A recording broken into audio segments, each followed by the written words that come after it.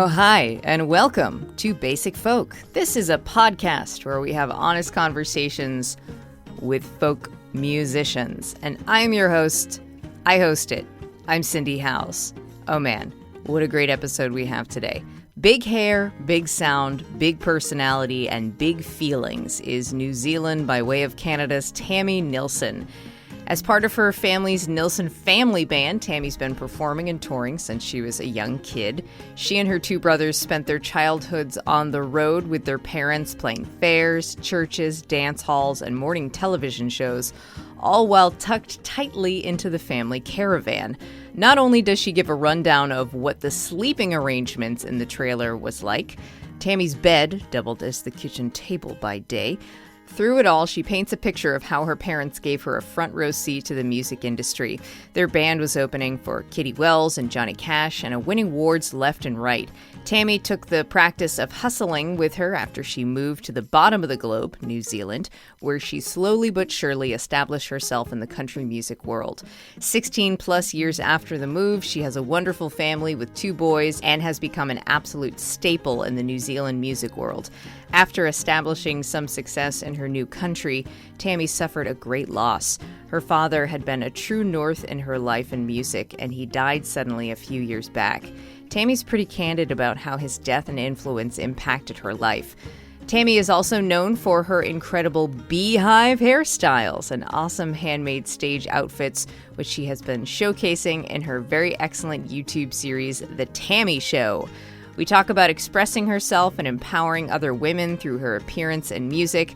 Another funny thing about this interview is that my power kept going out, so after a while, I had to do the interview by candlelight, which was so romantic. Tami's music personality and laugh are all at once rowdy, sweet, and unforgettable. Thanks to Tami for appearing on Basic Folk. We're going to take a listen to this song, 10-Ton Truck, and then we'll get to our conversation with Tami Neilson on Basic Folk. Daddy born poor, mama was too. Walking through the snow, plastic bags on their shoes. Papa selling houses, sleeping in a car. Four babies in the backseat, underneath the stars. Well, hey, hey, just work a little harder. Hey, hey, punching that clock with work and prayer and a little bit of luck. Make so much money, need a 10-ton truck. You were part of your family's band, the Neilson. It's Neilson or Nelson? Neilson, yeah. Neilson. Craig T. Neilson. Right? Yeah. So, relation, yeah. I've often joked that, if Willie wants to adopt me, I'm happy to drop the I. So I'll make the sacrifice. So you toured around with your parents and brothers in a motorhome for 10 years, but that started when you were 12 years old. What were the years like before the family band? Well, that's when we started touring full time when I was 12. But we were weekend warriors, before that. From the time I was, I guess as young as, 8 or we were already singing on the weekends as a family. My parents were full-time musicians before we were born. My dad was from the time he was about 13, he started touring, and then met my mom, who was a school teacher, complete opposite lifestyles. But then he quickly, brought her into the fold and said, "Oh, you can sing. I'm not going to hire a girl singer. You can sing." And she was, lived her life terrified but exhilarated, and so they were on tour for 7 years full time before my mom got pregnant with me. Having kids, kind of being in one place long enough to birth and raise 3 children was the only blip that kind of paused all of us being on the road. My dad still continued as a solo act all through my childhood. So I can't really remember, there wasn't a time that I wasn't involved in the music industry in some form, even as a child. One of my earliest memories is jumping on hotel room beds at the Holiday Inn, when Dad would come in for his break between sets. I often joke and say to my husband, I feel like hotels, when I walk into a hotel, it must be the same nostalgia people feel like when they go home. I never had like a family home with the picket fence and, you know, this home that you kind of return to your whole life. I never had that. That's really exotic to me. But the smell of chlorine when you enter a lobby, I'm home. It's like mama's home cooking. What was the process of you and your brothers getting into the band? Was it very natural, or did it take some persuading? Because we were so young when we started out in gospel music, which a lot of family bands do, simply because, you know, you can't really bring a child into a club to play, you know, just those restrictions. And so we started singing in churches growing up in the mornings. Dad would play at night and we'd be off, you know, singing gospel music in the mornings. That started quite young. I guess it naturally progressed. You know, we were starting to sing a lot more. It was starting to be more time off school. You know, having TV appearances, like, you know, breakfast TV and then go straight to school after that and falling asleep on your desk. You know, it was just, it was pretty intensive. And it was actually my brother Jay, poor thing, was heavily bullied in school. He was always a real quiet, shy kid, and music was his passion and his outlet. And so the bullies in school kind of targeted him. And every time we were on TV or anything like that, you knew that the next day he'd get a round of bullies, you know, because it's this weird jealousy thing with kids, eh? And so he was very keen to get out of school. I remember him saying, you know, the more that we were singing every weekend, saying to mom and dad, why can't we just do this all the time? Like, why do I have to go to school? We should just tour and sing all the time. My parents were either crazy or brave, probably a combination of both, to actually take that on board and eventually pull us out of school and load everything into we had a Dodge Shadow, which is a small, like 4-door compact car. And my dad had built this like homemade wooden trailer that we pulled. That's how we started. Eventually over the years graduating to, you know, a 40-foot motorhome, but that's how we rolled. That's how we rolled out of the driveway the first time. You have such iconic hair, like with the way that you do your beehive and your wigs, but your dad is a hair icon. I come by it honestly. Like, I saw some videos of him and I was like, that's where Tami gets it. Oh yeah, he had the most epic mullet of all time. That's so funny that you say that, because literally just this morning, my 8-year-old, my husband has taken the boys to the barber while we're having this interview in silence, which is why we can talk uninterrupted. But he's been trying to grow a mullet, and my husband is just mortified. And he's like, can you please talk him out of this? I mean, it's like, it goes against my nature. Yeah. Right. You're like, it can't be me because I fully support it. Oh, it's so great. Can you tell me about your paternal First Nation grandmother? You wrote about her story in your song, A Woman's Pain. My grandmother, Mabel, she grew up she was Ojibwe, and she was from Perry Island Reserve in Northern Ontario. And her mother was full-blood First Nation and ended up marrying my grandfather, who was a first-generation immigrant from Germany. And he set up I think it was a pulp mill on the island, on the one little spot that was not reservation. It was I think it was called the Depot, and it was like kind of where, you know, Indigenous and white and, you know, could mix. And he apparently hired her brothers to work for him. And that's how he got to know my great grandmother, Hannah.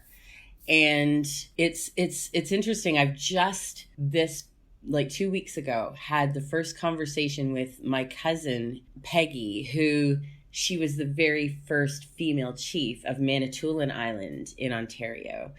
And it's the first time we've gotten to connect. And so I've always had this kind of yearning and this longing to know more about my heritage. But like so many families at that time, products of the residential schools and the government tearing these families apart, separating the children and the siblings and everyone, and everybody lost track of their heritage, which was, I guess, the whole point of that exercise. But it's very, very hard to kind of dig deeper and get more information. And we were having this conversation about it, saying, she was saying, at least like your Ojibwe and where your tribe is from. So many Indigenous. She said she works as a teacher at Seneca College for Indigenous Studies. And she said so many of my students come out of adoptive situations where they don't even know where to start to even find their lineage. And so I'm fortunate to know the little that I do. But the circumstances were that, my grandmother was very much ashamed of, and at the time, the culture in the 1950s and 60s was not kind to Indigenous people. And it was something they tried to hide to fit in and blend in, which, my grandmother was quite brown-skinned, whereas her children, she then married a Scotsman. And so she was already half, and then, it got diluted. So my father and myself, we're all very white presenting. And she tried to be quite white presenting in that she did not talk about it. It was not something that generation really dove into. I think there was sadly, a lot of self-loathing because of the culture they were brought up in. It was not something to be celebrated. It was not something to draw attention to because you were ridiculed and treated quite horribly. So that's something to really grieve. I think even generations following, not being able to have that knowledge of that history. That gets lost over time if your elders don't pass it on. But that story, In a Woman's Pain, is very much as I could kind of unearth of her story, that her mother had her and her sisters, and then with the fourth baby, she died in childbirth. And when that happened, the community, the Indigenous, her tribe wanted to raise the children. In that whole saying of it takes a village, that's very much the way that culture is. The children would get enveloped into another family and be raised by the community. Whereas, of course, my grandfather didn't quite see things that way. And so he fled as far as he could to the very southernmost tip of Ontario to kind of stop that from happening. And so therefore my grandmother was then moved to Sarnia, which is on the border of Detroit. And that's where my dad grew up, right next to Motown, and being influenced by all these artists, and started a band when he was 9, and joined a band when he was 9-10 years old, got to open for people like the Supremes, and because they were right across the border. It was so very rich musical history. Wow. The fight for gender equality is a big part of your overall identity. So what has been your journey with recognizing inequalities between men and women? Like, did you recognize it as a young age? And I'm also interested in how your parents presented it or explained those types of things to you and your brother, and if you ever saw your mom getting treated differently than your dad on the road. I don't think that I experienced it because I was in this bubble, I had this very strange childhood where I had kind of all this really adult, beyond my years experience, having a front row seat to the music business from the time I was a child. So I was thrust into situations where I was always rubbing shoulders with adults and having adult conversations and experiences on the road. However, I also had this very strange, I was extremely sheltered, and I was in this bubble where I did not go anywhere without my mother and father and my brothers from the time I was, all through my teens, right up into my early 20s. So I'm kind of this strange anomaly, I guess, that, having that real kind of world weary, realistic point of view of the music business, but also being completely sheltered and quite naive in a lot of things. And so when it came to gender inequality, my parents were very much a unit, and we were kind of under that umbrella. So I didn't get treated differently yet because I was part of a unit that involved 3 men or 3 males, and so that didn't really happen until I went on my own as a solo artist. When I really started to notice it, I mean, there's all the usual. It's a very well-known thing. I'm not saying anything new about how women are treated, solo women are treated in the music business when it comes to, appearance or sexual advances or not being treated equally. But the thing that it struck me harder than it ever had when I became a mother and dared to continue touring as a musician. That is when I hit misogyny harder than I ever had. It was like this wave coming from both men and women. The comments and the judgments, like, who do you think you are? Like, your place is at home with your children right now. Your assignment is the primary caregiver. You do not share that equally with your husband. And that these must have hit you pretty hard if that was the first time. It was. I mean, you get the mild things. And like I said, because I grew up with that bubble and that protection, it was something I laughed off with my brothers, or I had my dad or my brothers there to kind of be that avatar for me growing up. And so when people would make comments or talk about me in a way that was unequal, my dad and my brothers quickly corrected that. This was the first time, as a solo artist, now living on the other side of the world, having those attitudes, those old, very steeped in our culture attitudes, suddenly just smack you in the face. After every show, there was not a show that I did that didn't involve, confronting those comments and those judgments.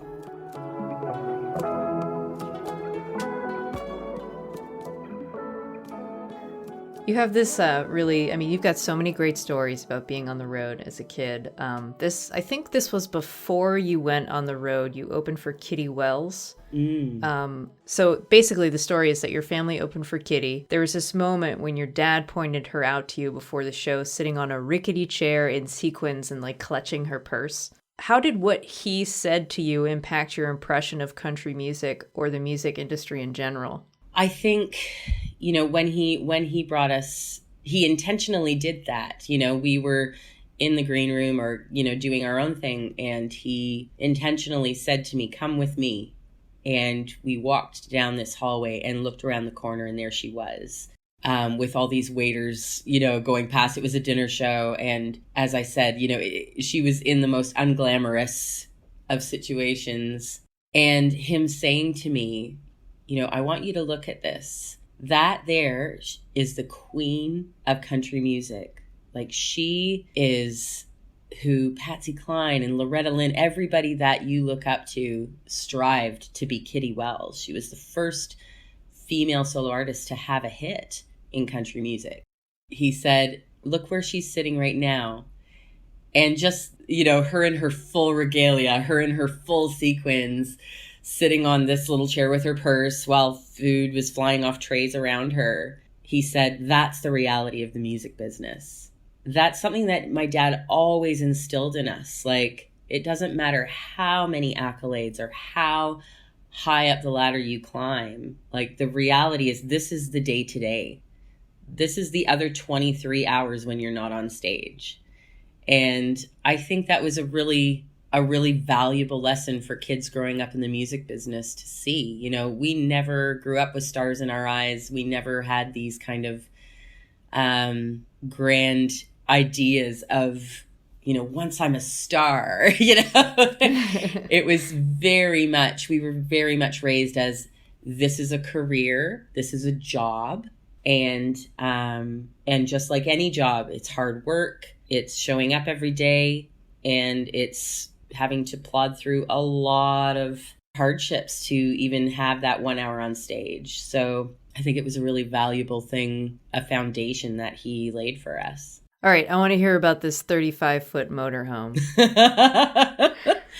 It was a Pace Arrow.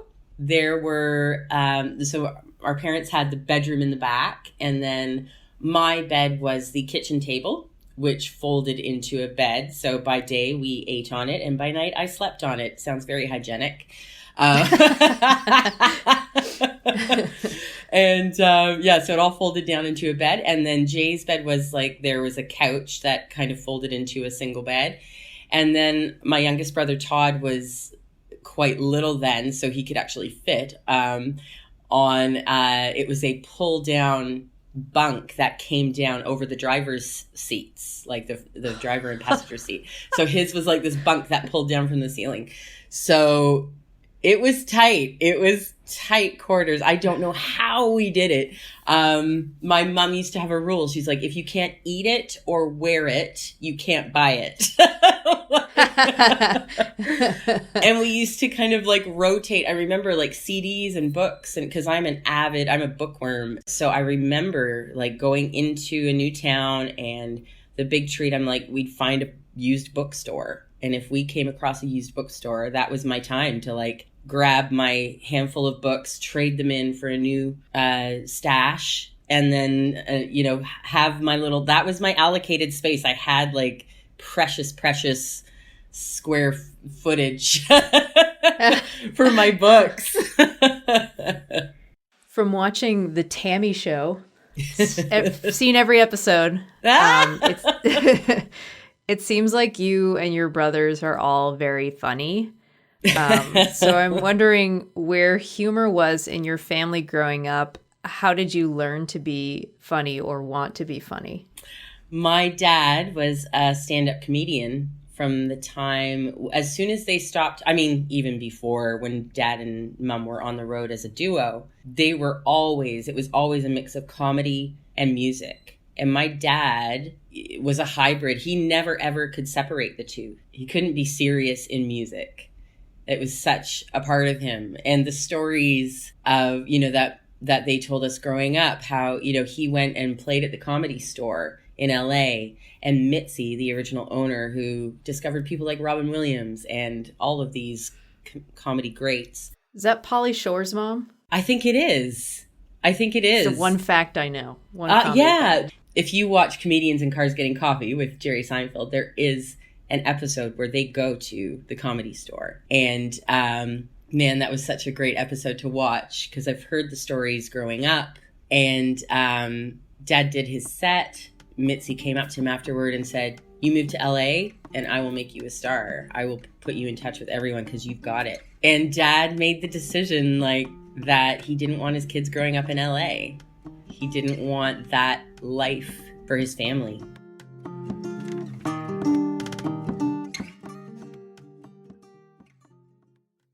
So when you moved to New Zealand, all of your contacts are in the United States and Canada. You moved away from your family. All of a sudden, this business hustler side of you started emerging that you had seen your dad do for years and years in the band,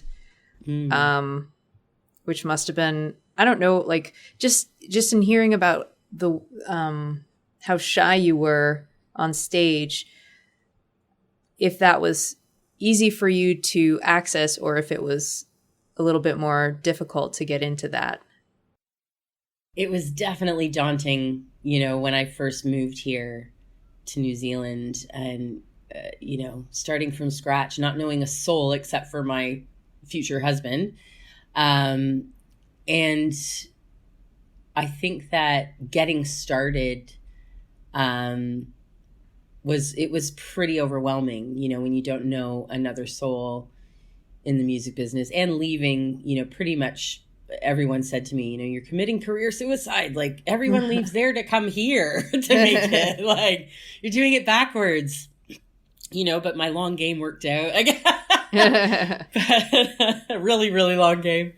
But, yeah, I think that it definitely took time. And you're right. That's exactly when all of the things I had learned having a front row seat to watching my dad wear all the hats from, being the booking agent, the tour bus driver, the load-in, the sound tech, the songwriter, the musician, the entertainer, dealing with all the logistics and booking hotels and booking venues and backline, and just all of that kicked in. But like any kid that kind of leaves the nest, it's like, oh God, now I have to do this myself. But not only did I have to do that, I had to do it not being able to use any of the contacts that had been established as a family band. So I didn't have that ease of, normally in a family business, the parents passing it to the son or the daughter or, the kids. And then they carry on and utilize the contacts that have been passed down to them. I didn't have that. So it was starting from square one. And it was a long hustle. It was a lot of work. But again, I think that it's part of, like, even though I felt like I've paid these dues, I've been paying these dues for 15 years in a family band, and now I have to pay them all over again. But I don't think, now looking in hindsight, I did have to pay those dues again for myself. My parents paid those dues. I reaped the benefit of those dues. And so I think that every entertainer needs to earn that on their own. Also, there's that like very fine line when you're trying to pay your dues and trying to hustle, where you like want to be ambitious, but you also want to be genuine and not like slimy, Yes. Keep that humility. Yeah. Yeah, definitely. Humility is such a really important part of having that balance is really important. I remember, getting to open for my absolute hero of all time, Mavis Staples. People are like, oh, what was it like to meet her and all this? And the biggest takeaway that I took from that was I was so inspired. I mean, she's already insanely inspiring, being an integral part of the civil rights movement and marching with Dr. Martin Luther King, and just her history. She is regal, but regal her, is a good word for her. That's a great word for Mavis Staples. She's just regal on every level. But the thing that I took away, I guess I've always had this for me, this connection, because she grew up in a family band. She, was so close to her father. And then when she lost her father, it was like she'd lost her musical identity.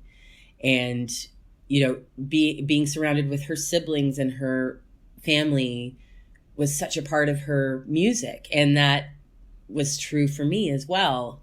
And making that shift when I then didn't have that to fall back on, when she lost Pops, when I lost my dad.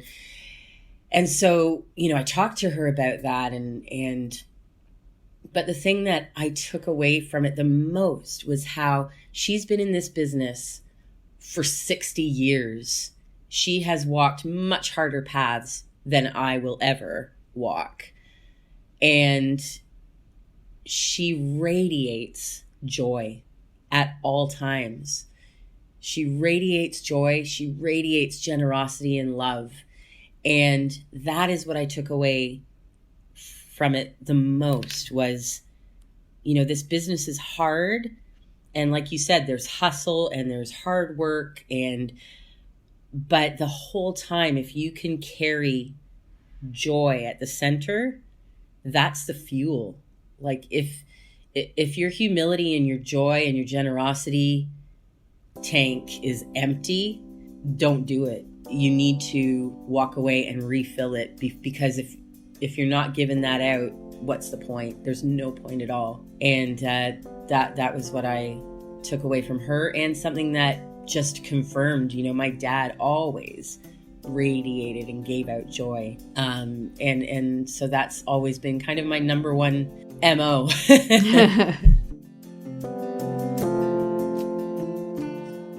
I've been thinking about you and this record a lot because it seems like this year was set to be a huge year for you. A lot of great tours, a lot of great festivals, great response to the record. It's such an amazing album.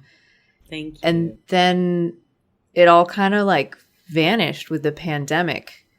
And aside from like the obvious need and want for everyone to be healthy and safe, what's it been like for you to cope with the fact that you might be losing all this momentum?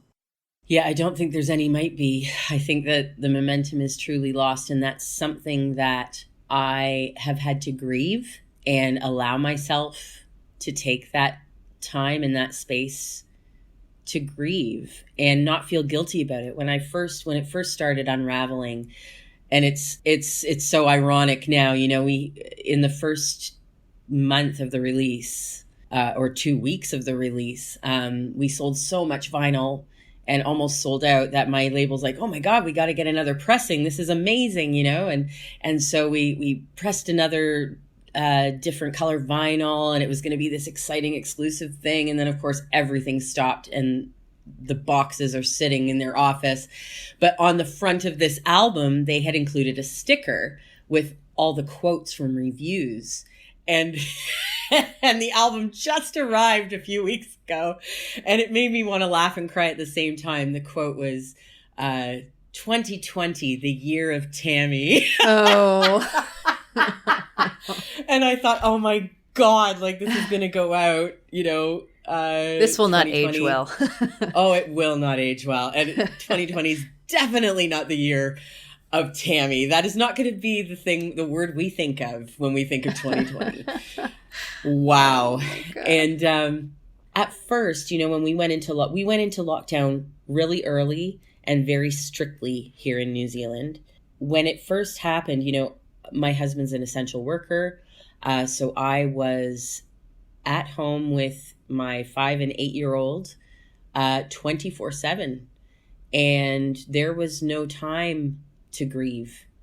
That is a place where, the whole world is under this trauma and stress and distress. But for those of us with small children, your job is to create a calm environment for them, a safe environment that has routine and safety for them, and make them feel kind of you're the buffer. You're the buffer to stop those things affecting them while still communicating clearly, that balance of letting them know what's going on, but also not making it something that's going to terrify them, So it's a big responsibility for parents out there. And that kind of means you and your processing take a back seat. Here in New Zealand, we're fortunate enough that, we're a small island nation. It was our leadership acted quickly and intelligently. And so we are now in level 1 after kind of 3 months of lockdown levels. And so that meant the kids returned to school. And when they returned to school, literally the day they returned to school, you have all this buildup, like, oh my God, I'm so excited. I'm going to go get my nails done. I'm going to be me again and all this. And they went to school. I came back home to the empty, quiet house, and I plunged into grief and didn't realize it. I'm like, oh my God, like everything, it's been 3 months delayed. All that processing, all that grieving of what's been lost, and that momentum that you can never, ever get that momentum back. It's 2 years of kind of spinning this thing and till it gets to a point where it's kind of rolling. And it's definitely been a grieving process. And at first, my first feeling was guilt, because I thought, there are people who are going through far more devastation, loss of life, loss of loved ones, businesses, completely shattered, life savings gone, people who don't have any income. And so all of these things kind of hit you like, your grief isn't worthy, but I think that we have to allow ourselves to feel that and go, actually, it's a different grief, but it's still just as worthy to be felt and processed. And that's something I still am working through. Every time a notification comes up on my calendar of some amazing festival I was supposed to play, which I think I've deleted, but somehow I'm technically inept. And it keeps popping up. Calendar messages are hard to get rid of. Yeah, they are. It's like they're embedded in your DNA. You can't get rid of them. Yeah, exactly. Exactly. Yeah. And I, and the number of times you have interviews and people say, so have you used this time off to write an album, to write another album? And I'm just like, time off? Like, whose reality is that? I know. And I just thought, well, good on anyone who can, but no. The pretty much, I feel like saying, I've spent my whole life building this incredible sandcastle and a wave just washed it away. And the last thing I want to do is pick up a freaking bucket and shovel, Right. But it will come back. But I think it's just going gently with yourself. I think everybody needs to go gently with themselves and not judge yourself by the same set of standards and rules that no longer apply. This is a different world. So holding ourselves accountable to these things that are no longer achievable. And so much of it is out of our control and out of our hands. And that's a hard thing for people who are hustlers and productive and self-managed artists, or people who are, as a musician. There's so much lack of control. Yeah. Yeah, and that's a hard thing to come to terms with as well, is not being able to plan your next step. Musicians work a year in advance, so you're already kind of thinking that far ahead, and you cannot think that far ahead. Yeah. Man, sorry I keep asking all these serious bummer questions, but here are some more. No. Like I mentioned, I am a big fan of your YouTube show, The Tami Show. I love the outfits, the outfit explainers, the makeup tutorials, the hair tutorials. I will never do them, but I want to see them. It's just so well done. I love, like I mentioned, I love the music segments and the live shows, and Jay and what is your other brother's name? Todd. Yeah. Todd is very funny. He is. He's like almost like, tone it down, Todd. You're a little. Yeah. And he's mild compared to our dad, so he's taken it down a notch. Yeah. I love it. Good character voices. So on episode 8 that was posted on June 18th, 2020, which dealt with the topic of country radio featuring Dr. Jada Wilson, who was amazing. Jada Watson, yes. Jada Watson, a musicologist, talking about gender inequalities on country radio. You guys talked about Saladgate in 2015, where a radio consultant said that women were the tomatoes of country radio salad. She laid out some pretty amazing points about the bias of familiarity. The more varieties of something that are repeated, the more familiar you become with it. Sorry, this is a long question. She also started talking about how for a Black woman to break through this place of country radio is virtually statistically impossible. She said there must be concerted effort of inclusion and diversity on all platforms at all times. And that really struck me, especially in the climate of change we are in now. And I wanted to know what you took away in that conversation and how it may have changed your approach, and how do you think country radio could possibly change? Man, that's a question and a half. I think that, whenever Jada and I talk, because we're friends outside of just the Tami Show, we always come back to this same thing of what's the answer and what's the solution. And I think we always come back to the point that we as women cannot action that solution. unfortunately. Just like racism cannot be fixed by people of color.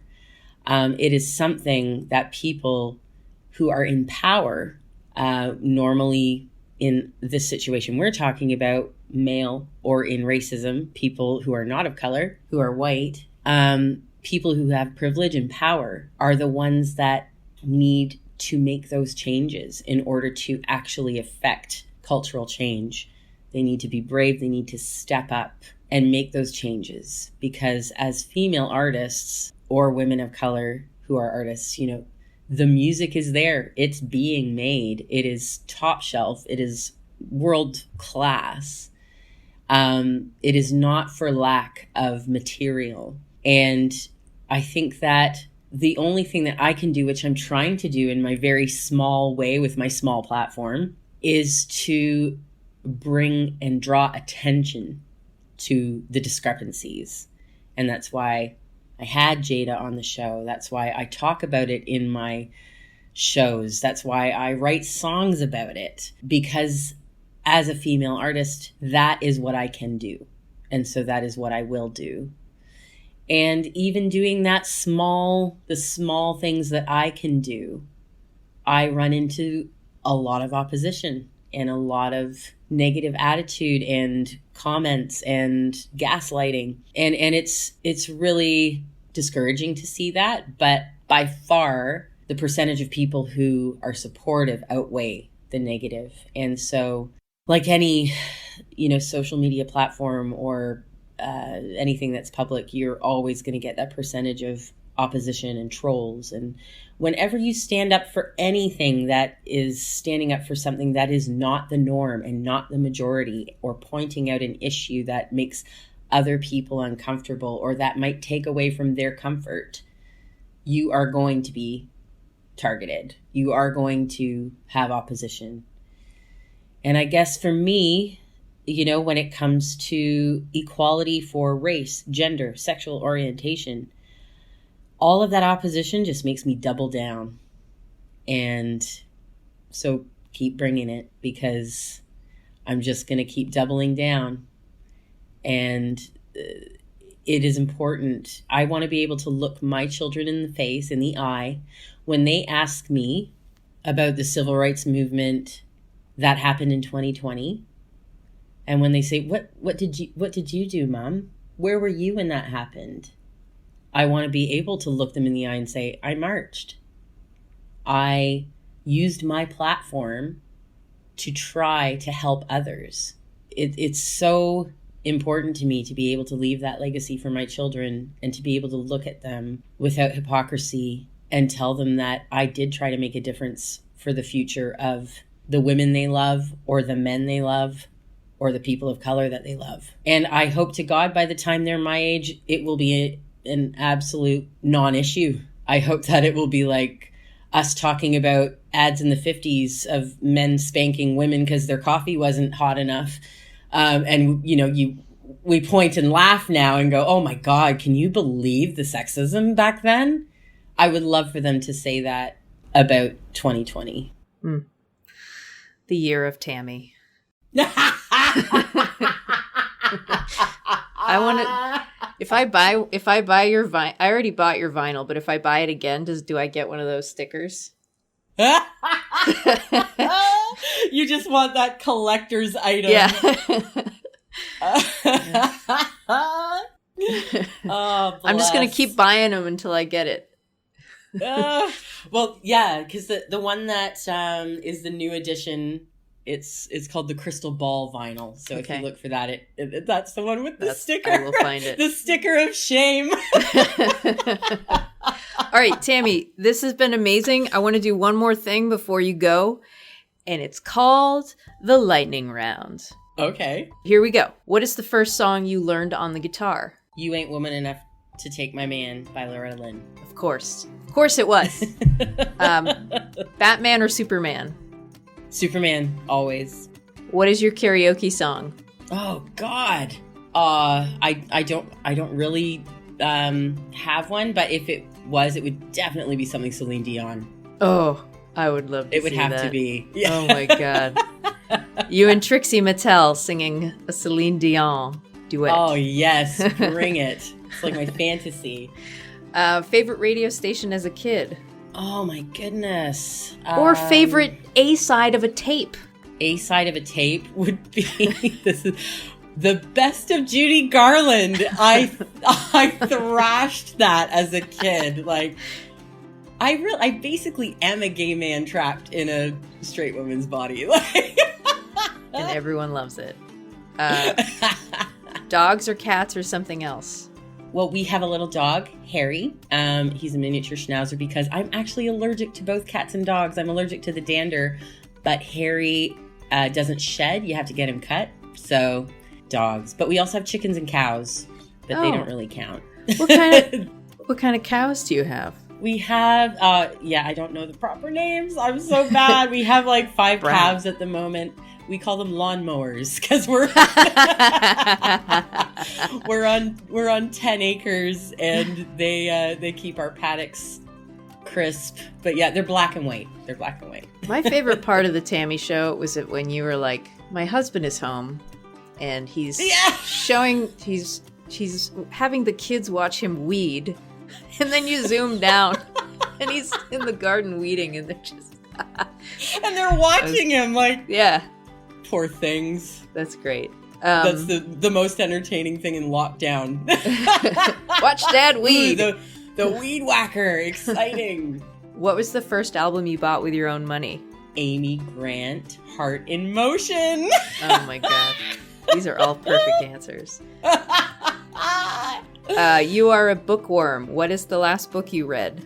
I just finished last night the Alicia Keys More Myself memoir, autobiography. Great read. Awesome. And that is honestly the first time I have finished a full book in 24 hours since I had kids. Like, we're on holiday and I was like, I'm switching everything off. No social media for the whole week, which is, I'm kicking cold turkey right now, but it's hard. But read a whole book in 24 hours because it's rainy and stormy and we're all inside playing board games and reading books, and I loved it. I loved reading that. And I'm also, I tend to have a few books on the go at a time. I'm one of those weird people. So I'm also in the midst of reading Maya Angelou's 7 or 8 book memoirs, and wow, powerful and incredible. And if you're a songwriter, you cannot find a better wordsmith than Maya Angelou. All right, what is your dream collaboration? Mavis, of course. Did it happen? Mavis. It didn't happen. No. She said something at the beginning of the show when she came out, and she talked about me to the audience, and was so lovely. I recorded it and I'm keeping it forever side stage, even though it's kind of muffly. And she said at the end of it, she's like, maybe we'll sing something later. Maybe we could sing like Amazing Grace or something. And the whole show, I felt like vomiting. Like I was side stage, shaking, studying the words to Amazing Grace on my phone in case. Then she came off stage and finished her last song, came off stage, looked at me and went, "Oh, Tami, I'm so sorry, I forgot." And I was like, "It's okay, Mavis, it's okay." And trying to hold back the tears. No. So it almost happened. Maybe someday it will. That's almost like even better than singing with Mavis. I was going to sing with Mavis, but she forgot. Yeah. It's kind of like Tami, the year of 2020. Tami's, yeah. Oh, I forgot. Yeah. Okay.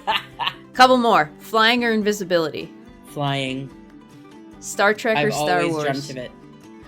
Wait, before we move on, you've always dreamt of flying. How do you, when you like dream, like a sleep dream? Yes. And how are you flying in the dream? It always happens the same way. All I have to do is get a good running start. And I just run, and then jump, and I just start flying. And me too. Yes? Yes. Isn't it the best? And so, I mean, invisibility would be cool, but there's something kind of dishonest and sneaky about that. Whereas flying, it's just like pure joy. You nailed it.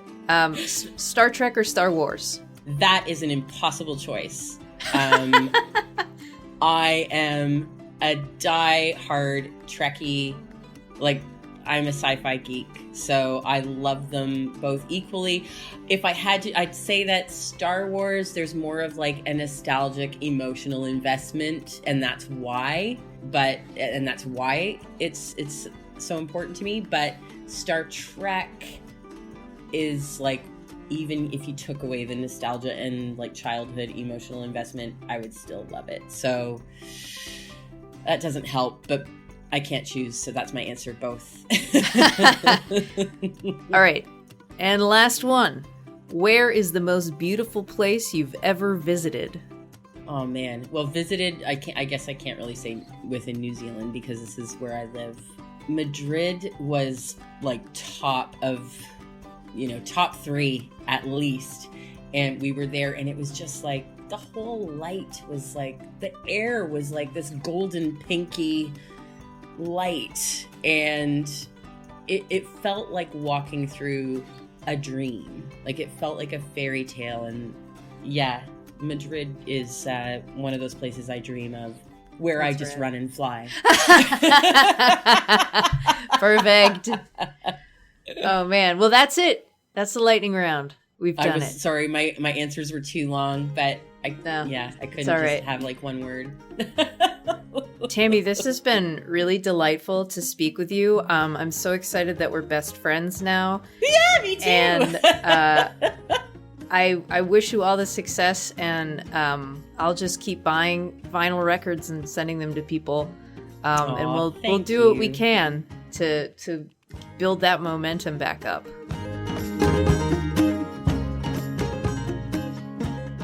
Basic Focus produced by Laura McCarthy and Adam Corey, with Laura producing this week. Thanks to our business manager, Lindsay Myers. Alex Stanton of the band Townspeople does our music.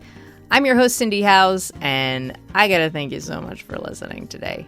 It's just a real pleasure.